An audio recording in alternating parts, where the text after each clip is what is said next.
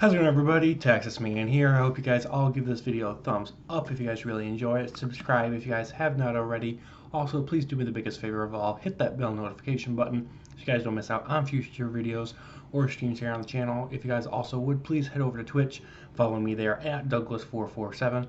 I stream there at least once a week, whether it's for Call of Duty, Battlefield, Halo, Destiny 2.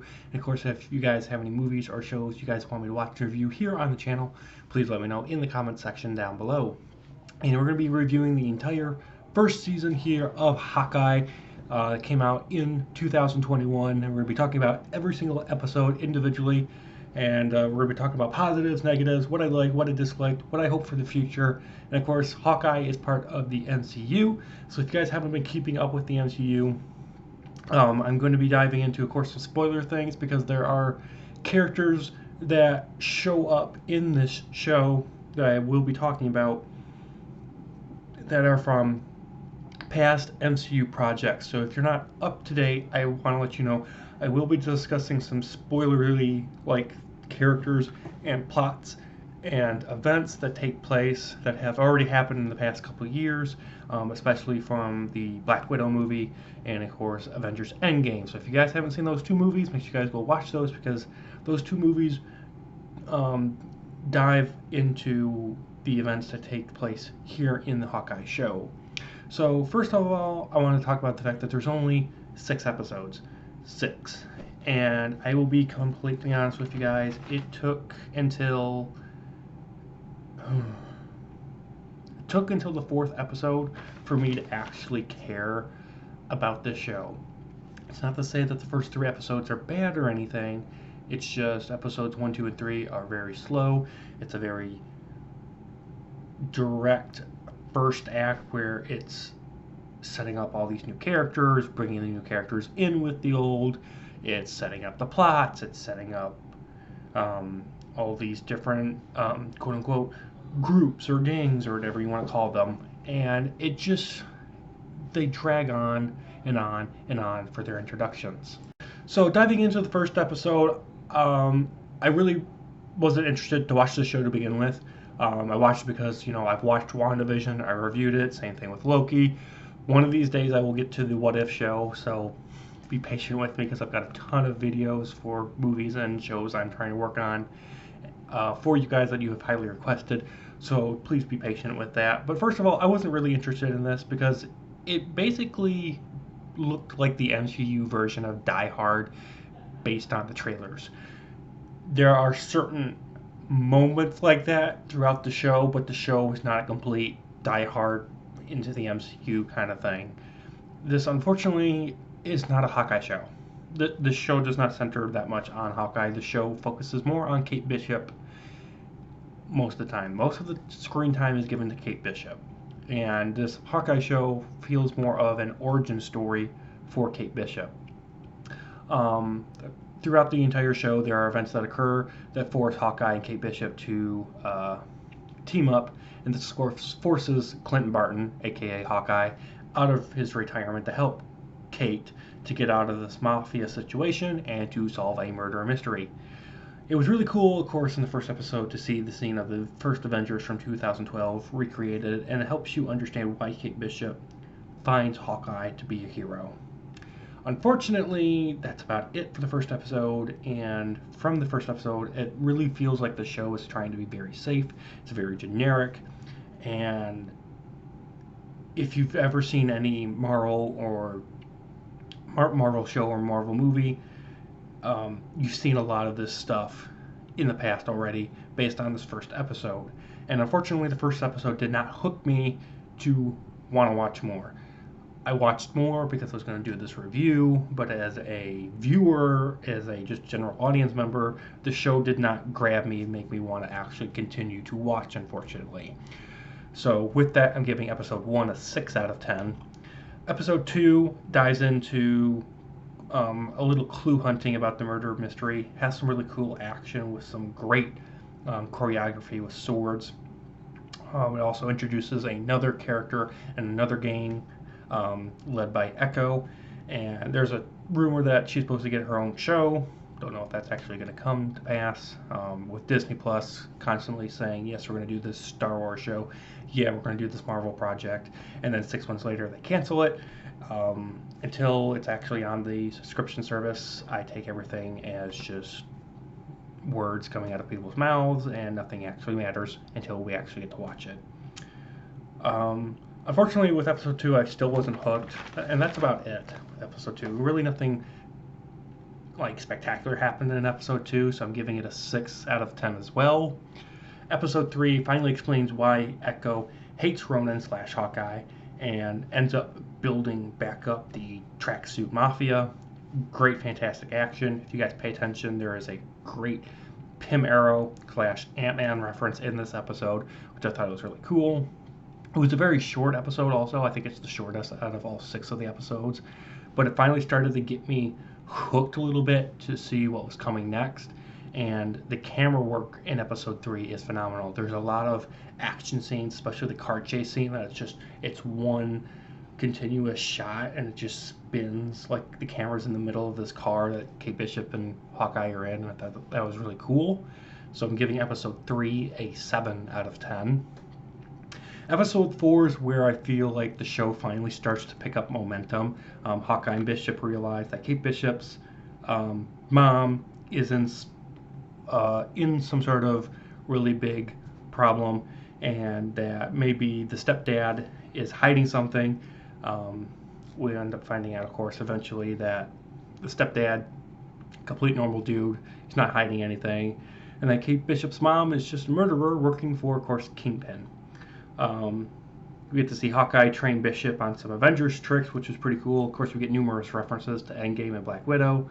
Bishop realizes that Ronan is Hawkeye. We do, unfortunately, get some unnecessary gay and political stuff that happens in this episode, which just kind of made this episode go down from like a 9 really fast.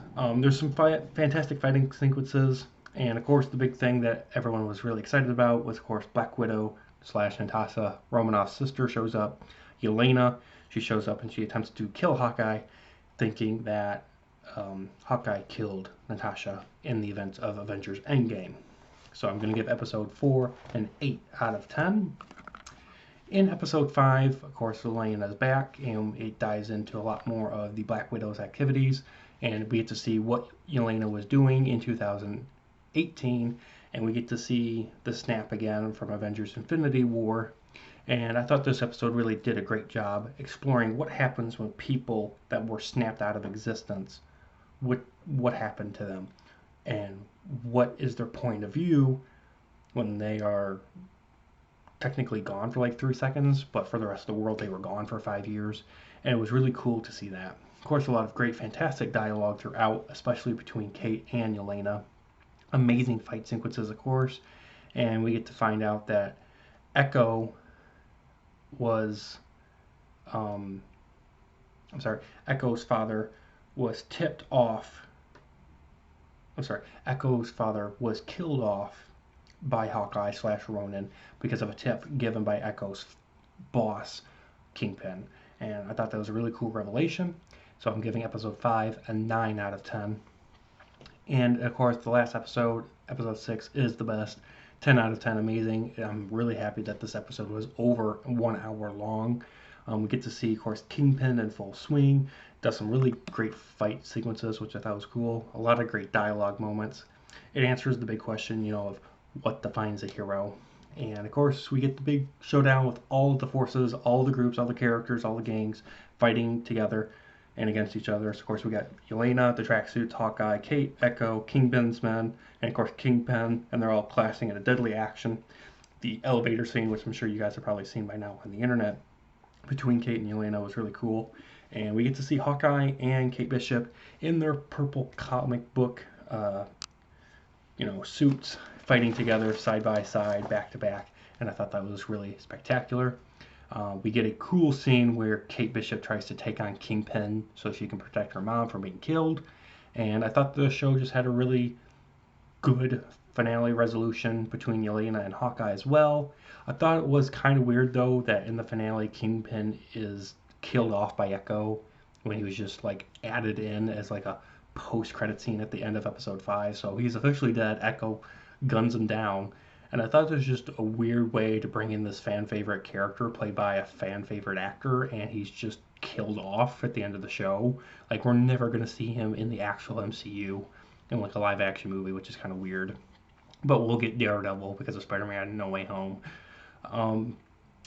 Also, I was really happy that Kate ended up joining Hawkeye's family for Christmas, and of course, like I said earlier, this felt more like a Kate Bishop origin story, and it seems like at the end of this episode, Hawkeye / Clint Barton is passing the torch of the Hawkeye label and the name and the legacy to Kate Bishop, and it looks like Hawkeye's going to stay retired.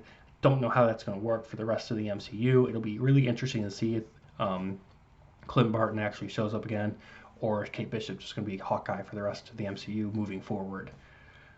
Big question also does remain unanswered as to if Hawkeye's wife was a part of S.H.I.E.L.D. that helped,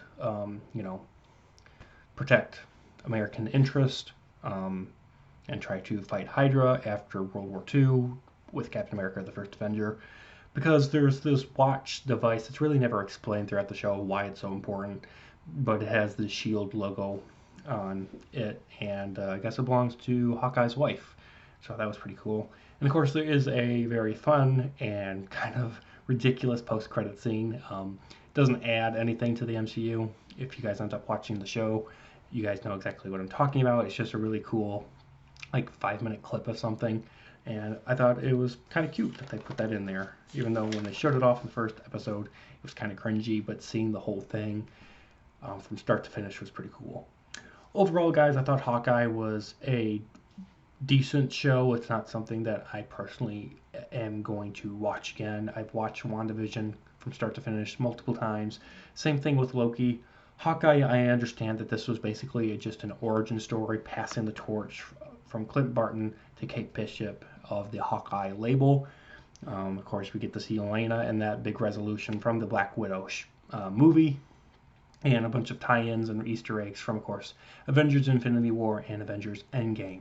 So I don't know why they called this the Hawkeye show when it really doesn't dive into Clint Barton's character himself. Instead, it's focusing on all these other new characters and all of these returning characters, and it did not feel like it was centered on Hawkeye. Personally, I didn't feel like it was centered on the character that the show is literally named after, and that to me is a very big problem. WandaVision, it's focusing on Wanda and Vision. Loki, it's focusing on Loki. This show just had way too many characters, way too many plots, subplots, events going on where it's trying to tie in with everything else in the MCU. And I think this show lost what it was trying to be, and it was trying to be a Hawkeye show. And honestly, I kind of wanted a lot more from this. So unfortunately, guys, I'm giving Hawkeye a 5 out of 10. Thank you guys so much for watching. You guys have a great one. I'll see you guys in the next video or stream. Bye, guys.